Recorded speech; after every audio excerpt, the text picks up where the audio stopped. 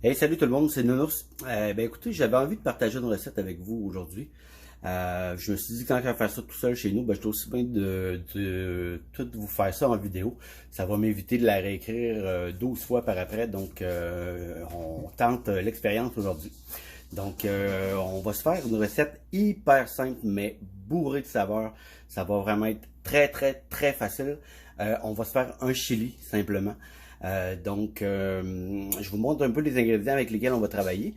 Et puis, je vais ensuite vous donner la marche à suivre là, pour que ce soit le plus simple possible. Donc, pour les ingrédients, c'est assez simple. On va travailler avec du bœuf haché. Ça va nous en prendre 1 kg. Bien important d'avoir une qualité de viande le mieux possible, le plus frais possible également. Ensuite de ça, on va avoir besoin évidemment de fèves. Moi, j'aime bien travailler avec les 3 couleurs. Ça met énormément de vie dans une assiette. Donc, des blancs, des noirs et des rouges pour environ 450 à 500 grammes par couleur. On va travailler ensuite avec du maïs en grains frais si c'est possible. Celui-là est en canne, malheureusement, difficile de trouver du maïs à ce temps-ci. Des olives noires. On va travailler avec un petit rhum brun. Ça va nous prendre de l'huile d'olive. On va se déplacer sur mon autre partie de comptoir. Ça va nous prendre un gros oignon ou 2 petits. Ça va nous prendre 3 branches de céleri, 2 carottes, de l'ail, de la pâte de tomate. Ici, on a un mélange, ce que j'appelle moi mon mélange à chili. Il y a du paprika, il y a du persil, il y a de l'épazote, il y a du sel, du poivre, un petit peu de coriandre, il y a du sucre roux. Je vous donnerai la recette exacte là, un petit peu plus tard s'il y en a qui désirent avoir la recette des épices. Ensuite de ça, on va également travailler avec des tomates coupées qu'on fera fumer éventuellement. Encore là, des tomates fraîches le plus possible. On les coupe en morceaux d'environ 1 cm par 1 cm. C'est vraiment l'idéal. Ça va nous prendre également un petit assaisonnement à chili pour les paresseux. J'aime beaucoup travailler avec ça. C'est très goûteux. Ça coûte absolument rien. Ça va nous prendre ici du jus de tomate pour environ 550 ml. Ça va nous prendre également une bière à ton choix. Moi, je travaille aujourd'hui avec ça ici, qui est une bière à la citrouille. Ça va donner des petites couleurs d'automne. Donc, une bière rouge. Ça aurait pu très bien être une bière brune qui se mélange très très bien avec le goût de fumée. Donc, ce qu'on va faire pour commencer, c'est qu'on va aller placer certains légumes, dont les tomates qui sont ici. Celle-ci que je vais simplement couper en deux. Et retour ici, notre bœuf haché qu'on va aller faire fumer immédiatement. Donc on va s'assurer déjà en partant de couper nos légumes. Je vais commencer moi par l'oignon, comme ça ici. On coupe pas trop gros en fait, parce qu'il faut que ça se marie quand même assez bien. Donc, avec les morceaux de viande qui vont être quand même assez petits dans le chili. Et avec les fèves également qui sont la vedette de ce magnifique plat. Donc, on va faire des petits cubes comme ça ici. Voilà.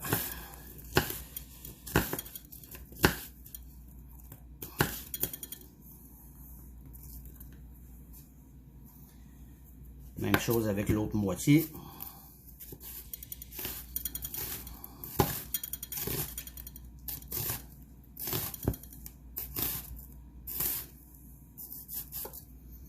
On fait attention à se couper les doigts. C'est bien important de travailler avec un couteau là, qui est très bien aiguisé. Ça évite les accidents. Ça évite qu'on glisse en fait sur nos aliments. Voilà, comme ça ici. C'est pas plus compliqué que ça pour l'oignon. Voilà, comme ça. Tiens, je vais aller le porter ailleurs 2 petites secondes. Ça va être moins encombrant. Ça sera pas bien là. Ça ici.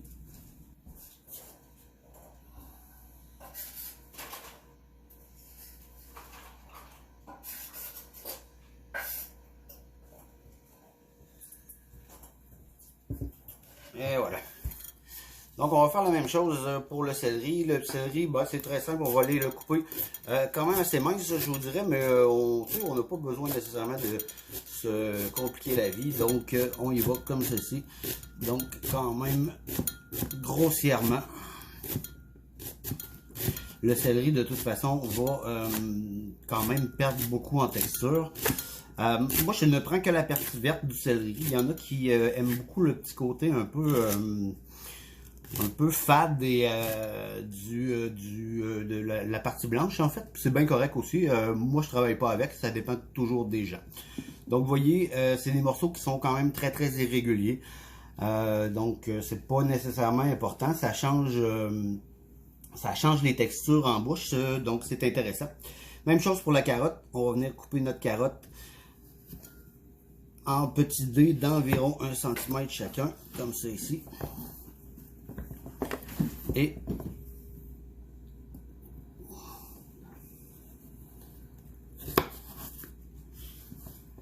comme ça ici. On va peut-être la recouper encore une autre fois. Voilà. Donc, même principe, on va venir faire des petits cubes quand même pas trop gros parce que la carotte c'est long à cuire, un petit peu plus que les légumes. Donc, on essaie de ne pas faire des morceaux trop épais ou trop gros. Voilà, comme ça, ici. Et voilà. Comme ça. On fait la même chose avec l'autre juste ici.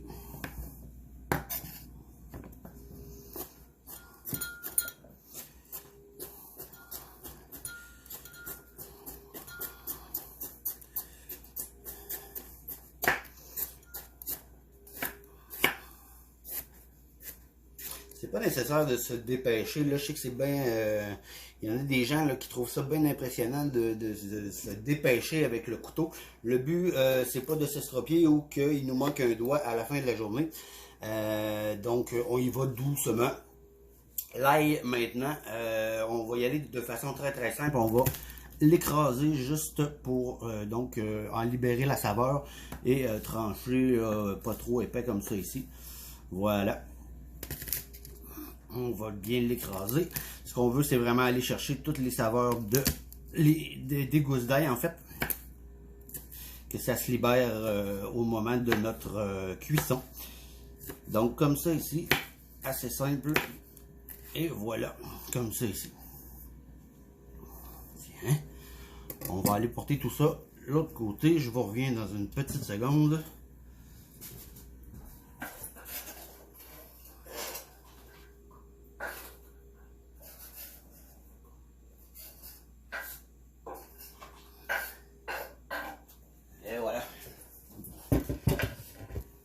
Donc, comme ça. Ça va nous donner un très beau plateau quand même. Je ne sais pas si on m'entend bien, je vais me répéter. Donc, ça va nous donner un très très beau plateau de légumes quand même. Donc, on va aller porter ça au fumoir pour donner un maximum de saveur possible. Juste avant ça, on va couper de la petite tomate cerise qu'on va également ajouter à ça. La tomate cerise, vous aurez compris que c'est pas nécessaire dans la recette. Ça ajoute simplement des textures intéressantes. Façon intéressante de couper la tomate cerise parce que c'est un peu long. Donc on va les placer là comme ça ici. Donc toutes collées les unes sur les autres.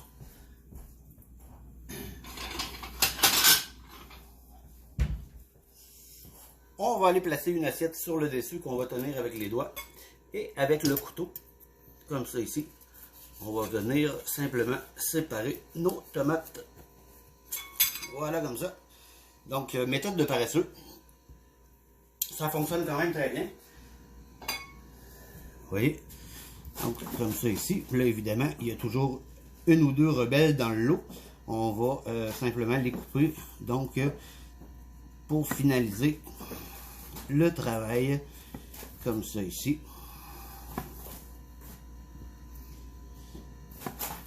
Donc comme je vous disais, la tomate cerise, c'est pas quelque chose de nécessaire. Si vous en mettez pas, c'est absolument pas grave. On va simplement chercher à aller avoir en fait d'autres textures. Donc pour les légumes, c'est aussi simple que ça. On va mettre ça tout ça au fumoir et puis je vous reviens dans une petite seconde. Donc, les légumes et le bœuf haché sont maintenant au fumoir. Ce qu'on va faire en attendant, c'est qu'on va travailler un peu notre base de sauce et également, on va faire un petit truc que j'aime beaucoup faire. En fait, on va faire flamber nos haricots, question d'aller chercher encore un peu plus de goût. Donc, poêlonne, on met le feu maximum. On va y ajouter un petit peu de l'huile d'olive, comme ça ici. Et voilà. On va laisser chauffer comme il faut. Pendant ce temps-là, donc on peut faire la petite base de sauce qui en fait est très très simple. Comme ça ici. On va aller travailler avec nos ingrédients.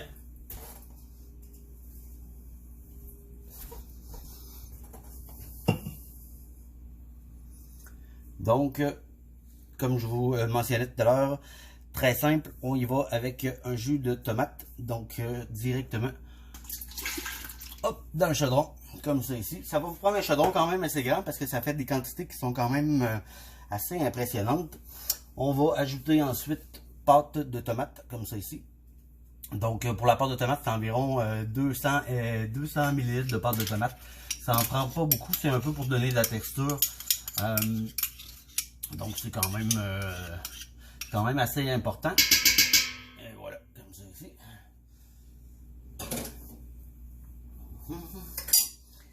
Bon, pendant que notre huile chauffe, on va également ajouter à ça notre fameuse bouteille de chili, très simple, celle du marché. Moi je prends de la Heinz parce que bon, c'est celle qui selon moi goûte le plus. Voilà, comme ça, une bouteille de normalement 455 ml. Vous pouvez en mettre plus ou moins dépendamment de vos goûts à vous. Donc voilà comme ça ici. Là, vous voyez qu'avec ces Moses de bouteilles-là, c'est toujours plein. Donc ce que je fais, moi, c'est que je remets le bouchon dessus et je la vire de bord comme ça ici. Et voilà. On va aller donc simplement récupérer tout ce qu'il y a pour pas faire de gaspillage. Notre huile commence à être chaude. On va attendre encore quelques petites secondes avant de commencer à faire revenir nos fèves. Ensuite de ça, au niveau de la sauce, on va y aller avec la bière. Moi, j'ai choisi, comme je vous disais, une bière au pamplemousse, question de se remémorer un peu l'automne. Toujours intéressant. Donc, comme ça ici.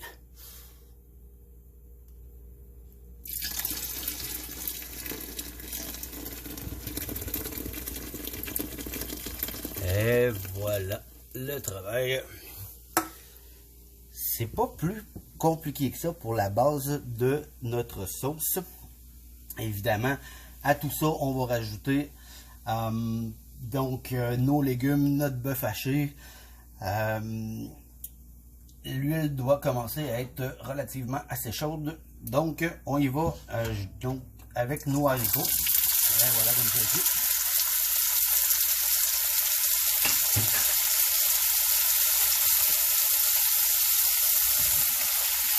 C'est pas nécessaire que ce soit très long.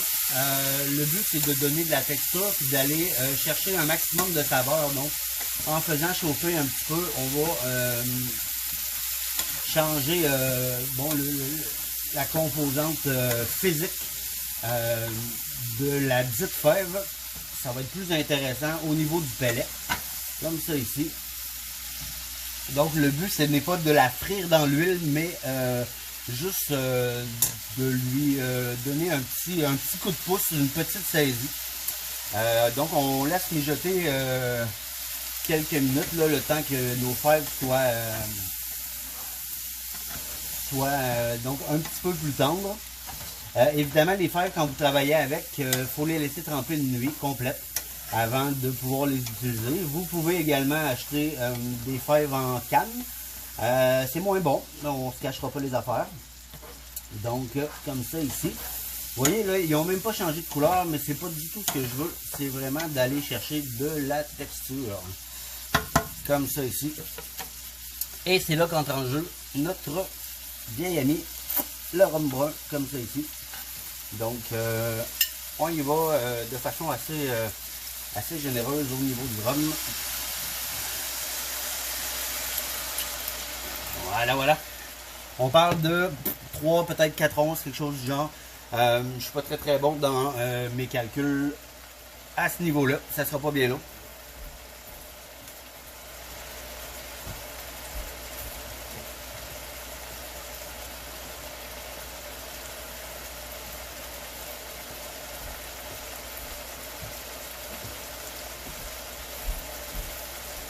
Donc, notre rhum a commencé à bien être imbibé au niveau des fèves. C'est intéressant.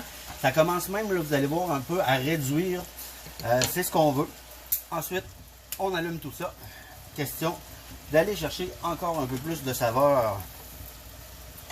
Et on mélange bien pour que tout l'alcool brûle correctement partout.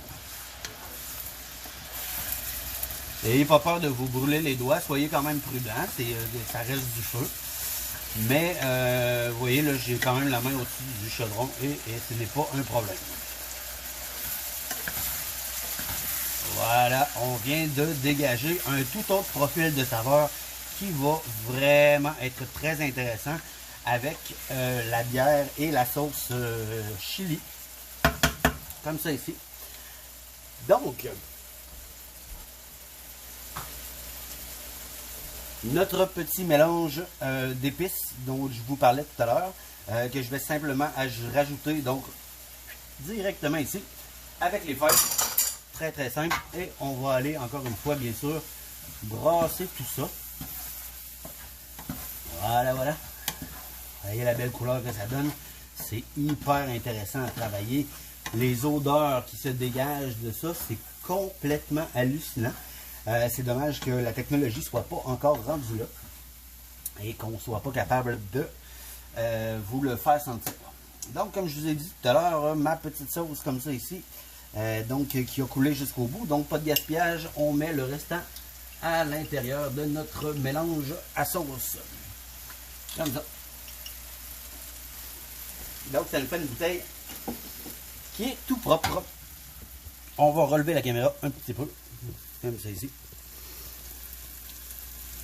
Et voilà. Et on va simplement fermer le rond. Comme ça ici. Et on va ajouter nos fèves à la base de notre sauce là, qui est pas qui devra devoir mijoter en fait plusieurs heures.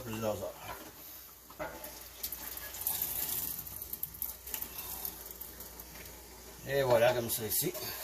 Là, vous voyez, ça fait une espèce de petite croûte. Là. Moi, là, je la gratte et je la mets dans ma recette. Voilà, comme ça. Donc, on va aller tirer le maximum de goût de tout ça. Évidemment, après ça, on y va olive et maïs. Donc, on va simplement rajouter ici dans la recette principale. Comme ça ici. On va venir bien mélanger tout ça pour donner une texture qui est assez homogène et s'assurer qu'il y ait un peu de tout partout. Comme ça ici. Donc je vous montre ce que ça donne à l'intérieur du chaudron. Et voilà, ça va ressembler à ça. Donc, pendant que notre viande et nos légumes sont en train de fumer, je vais prendre une petite pause, on va laisser mijoter ça. Donc, à feu, je vous dirais moyen vif, assez pour que ça frémisse, mais pour pas que ça boue. C'est pas du tout ce qu'on veut, donc un petit frémissement, juste intéressant. Donc, comme ça ici, vous allez pouvoir voir. Vous voyez, ça ne bouge pas, ça fait que frémir. On va laisser ça comme ça. Donc, un feu moyen vif, quand même assez simple. Donc, voilà. Donc, on se disait tout à l'heure pour le reste de la recette. Donc, on est maintenant dehors. La viande fume depuis maintenant 1h30 là, à 200 degrés. J'ai donc monté le barbecue là, à 450 degrés là, il y a environ une dizaine de minutes pour terminer la cuisson parce qu'on veut quand même aller chercher donc de la texture. Vous voyez que ça fume encore, mon bois n'était pas fini de brûler, alors je me suis dit bon, peu importe si on monte le barbecue, on va juste aller chercher plus de goût. Donc j'ai laissé simplement brûler mon bois. Je vous montre un peu de quoi ça a l'air au niveau des couleurs et tout. Donc, vous voyez, on a été chercher vraiment une belle couleur rouge pour notre viande. Les tomates, comme ça ici. Voilà. Ça va être magnifique si vous pouviez sentir ce que je sens présentement. C'est juste complètement fou. Alors, on va aller dégraisser tout ça, évidemment. Et puis, on se retrouve pour la suite. Alors voilà, là le bœuf haché est prêt, vous voyez la belle couleur qu'il a pris. Donc on va simplement y donner un petit coup de main. On va défaire tout ça.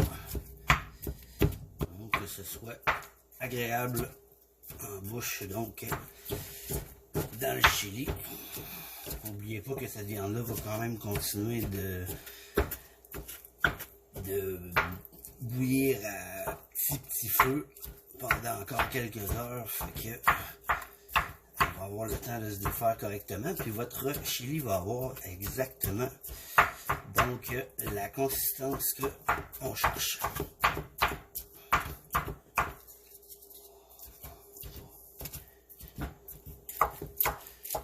Bon, j'aurais pu le défaire beaucoup plus petit que ça. Je me serais évité cette perte de temps là, mais bon, j'y ai pas pensé. Mais c'est quelque chose que facilement vous pouvez faire. Petit problème de caméra ici. Comme ça. Ça sera pas bien long.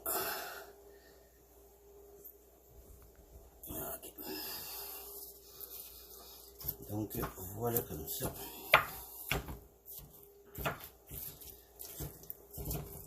On peut même. C'est important de toujours avoir les mains propres. Puis vous allez comprendre que c'est plaisant aussi à travailler avec les doigts. Et souvent, ça fait une maudite meilleur job que de travailler avec un ustensile. Il n'y a rien de plus habile qu'une paire de mains. Vous voyez comme ça se défait super facilement. C'est plaisant aussi de rentrer en contact avec le produit qu'on est en train de faire. Comme ça ici. Puis au paquet de purée qu'on se met, c'est en fait les chums, il n'y a pas trop de danger qu'on contamine qui que ce soit. Bon, fait comme ça, on est quand même satisfait de ce que ça donne. Comme ça ici. On va ensuite ajouter nos fameux petits légumes, donc qui eux aussi ont pris énormément de saveur et de goût. Comme ça ici. On va venir juste équilibrer les choses un petit peu. Avec la spatule en bois, ça va super bien. Comme ça ici. Hein, vous voyez, ça n'a pas l'air appétissant tout ça. Et j'ai rien fait de compliqué depuis le début de la recette. Bon, c'est long. C'est définitif et clair. C'est très long à faire. Oh. Bon, donc évidemment, je suis en train de dire que c'était long. Effectivement, c'est encore plus long quand j'échappe la Christie de caméra direct dans la bouffe de toute beauté. Ben bref, soyez indulgents un peu avec moi, c'est mon premier vidéo, donc c'est juste comique, puis on va en rire dans le disant. Donc voilà ce que ça donne ici. Belle préparation, belle couleur. On va simplement prendre ça ici comme ça, et on va envoyer ça. Et voilà, tout doucement, on ne peut pas en mettre partout, c'est ça que c'est bon. Excellent comme ça ici. évidemment, ce qui reste à faire, encore une fois, c'est de bien aller remuer tout ça. Et là, on va remonter les fèves comme ça ici. Donc, sur le dessus, pour qu'on puisse en voir le plus possible. Là, vous voyez que ça vient de changer de texture. Il va probablement manquer de bouillon. C'est pas évident nécessairement une main. On se débrouille, on se débrouille. Bon, comme ça ici. Donc, ça va nous donner quelque chose qui va ressembler à ça. Mais là, vu qu'on veut que ça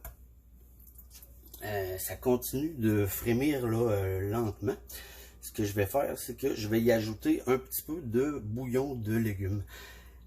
L'idéal pour ça, c'est que vous gardez vos épluchures, donc carottes, feuilles de céleri, bout de morceaux de piment, morceaux d'oignon en trop, quoi que ce soit. Vous mettez ça dans l'eau, vous dégagez les arômes de tout ça et ce sera le meilleur additif que vous ayez pu avoir pour le chili. Donc on va rajouter un petit peu de liquide, puis on va laisser frémir ça. Puis ben écoutez, la recette est quand même finie. Je vous montre le résultat final tout à l'heure. Puis, ben, enjoy, si jamais ça vous tente de l'essayer. Ça m'a fait plaisir. Puis, c'est ça. C'est hyper simple. Mais ça vaut vraiment le coup. Hey, ciao! Donc, l'étape suivante, c'est pas pour tout le monde. Moi, je le fais parce que j'aime beaucoup renforcer le goût de fumée que j'ai été chercher donc avec mes légumes et mon bœuf haché. Et également, donc... avec celui de l'orge du malt de la bière qui vient lui également le renforcer toutes ces saveurs intéressantes là. Donc ce que je fais, vous voyez comme ça ici, j'y ajoute un café très noir, c'est presque du sirop, à peu près 250 ml. Donc petit kick bien intéressant. Vous pouvez travailler avec l'expresso également, ceux qui apprécient ce genre de truc là. Donc comme ça ici, on va brasser, puis là on est vraiment parti pour plusieurs heures. Je vous dirais probablement 3 à 4 heures à feu très doux. Donc là on veut retrouver le petit frémissement là, du départ qu'on avait, si vous vous souvenez bien, comme ça ici. Donc le feu est excessivement doux, même peut-être un peu trop, comme ça ici. Donc on laisse ça vraiment là, près du minimum, puis on se revoit tantôt. Et de retour pour un petit bonus, je vous ai présenté la version du chili, donc fumé, quand même assez simple à réaliser, qui était en fait la version familiale. Maintenant, on va jouer dans le cours des grands. Si tu es un peu comme moi, puis que tu aimes ça, que ça te chatouille les papilles gustatives jusque dans le fin fond de la gorge, ben on va y rajouter un peu de piment. Bon, évidemment, tu peux mettre les piments que tu veux. Tu peux même acheter de la sauce forte préfaite. Ça fait très bien la job. Il y en a de la très bonne. Je ne vais pas plugger Oncle Joe, entre autres. Donc, on va y aller hard un petit peu cette fois-là. Avec ceci. Oh, bon, exactement ce que je voulais pas qui arrive, mais bon. On va le présenter comme ça ici. Alors, vous comprendrez que je ne lui touche pas avec mes doigts. Je salue les collègues de cuisine qui vont se foutre de ma gueule parce que ça m'est déjà arrivé. Et je me suis foutu les doigts dans les yeux. Ne faites jamais n'importe quoi. Donc, Trinidad Scorpion. Excessivement puissant au niveau de l'échelle de Scoville. On parle de 1 450 000. Donc, faites-moi les caves avec ça. Si tu n'as pas le piquant, vas-y avec un bon vieux habanero ou même à la limite un jalapeno. Ça fait très bien l'affaire. Puis tu vas te chercher un petit kick intéressant. Comme je ne suis pas dompté de mes expériences avec les piments encore, pauvre de ma chérie d'amour qui doit me endurer mes expériences un peu fuckées avec les piments, ben, je vais rajouter moi des Trinidad Scorpion. Donc évidemment on ne touchera pas avec les doigts. Et ce qu'on va venir faire en fait, on va reprendre la caméra comme ça ici. Donc voilà, voilà. On va juste venir comme ça ici, écraser le piment. On va peut-être, voilà, l'ouvrir comme ça ici. Donc, très très simple. Et on va le laisser, vous voyez la grosseur des morceaux, hein, c'est pas pour rien qu'il roule même. J'ai envie de le retrouver dans mon chili, ok? Parce que j'ai pas envie de l'avaler comme si c'était une fève. Je vais le sentir passer, c'est sûr et certain. Ça fait que je laisse des gros morceaux. Je vais les récupérer donc quand le goût va être bien infusé à l'intérieur. On fait un test. J'en mets 2, puis je vous donne des nouvelles, ça. Fait que, ciao!